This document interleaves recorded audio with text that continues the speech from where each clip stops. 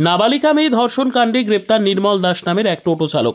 ত্রিপুরা খোয়াই জেলা তেলিয়ামুড়া থানার ওসি রাজীব দেবনাথ জানিয়েছেন, গত ফেব্রুয়ারি মাসে তেলিয়ামুড়া থানাধীন করইলং গ্রামের বাসিন্দা পেশায় টোটো চালক নির্মল দাসের বিরুদ্ধে এক নাবালিকা মেয়েকে ধর্ষণের অভিযোগ থানায় লিপিবদ্ধ হয় নাবালিকা মেয়েটির পরিবারের তরফ থেকে। এই অভিযোগের পর অভিযুক্ত ধর্ষণকারী নির্মল দাস দীর্ঘদিন পলাতক থাকার পর অবশেষে গোপন সূত্র মারফত তাকে তেলিয়ামুড়া থেকে গ্রেপ্তার করে আদালতে প্রেরণ করা হয়েছে বলে ওসি জানিয়েছেন।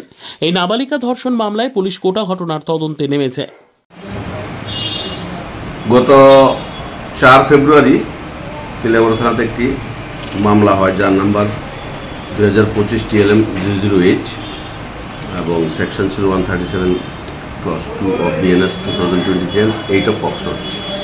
তো দীর্ঘদিন ধরেই আসামি পলাতক ছিল। আজকে সকালে আমরা বিশ্বস্ত সূত্রে জানতে পারি সে তেলিয়ামুড়ার দিকে আসছে। তো আমরা যথারীতি উৎপেতে ওকে আমরা গ্রেপ্তার করি। ওর নাম হচ্ছে নির্মল দাস, বয়স 38 বছর, পিতা লেক মনীন্দ্র দাস, করইলং গনিয়ারবিল, এবং আজকে আমরা তাকে কোর্টে সোপর্দ করি। Bureau report, PB news. Sun hospital, এখানে যে কোনো রকমের চিকিৎসার বিশ্বস্ত প্রতিষ্ঠান।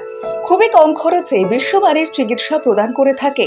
উন্নত মানের ওয়ার্ড কেবিন, পরিষ্কার পরিচ্ছন্ন পরিবেশ দ্বারা সুসজ্জিত চিকিৎসা ব্যবস্থা রয়েছে। এছাড়া স্বাস্থ্যসাথী কাজেও পরিষেবা প্রদান করা হয়।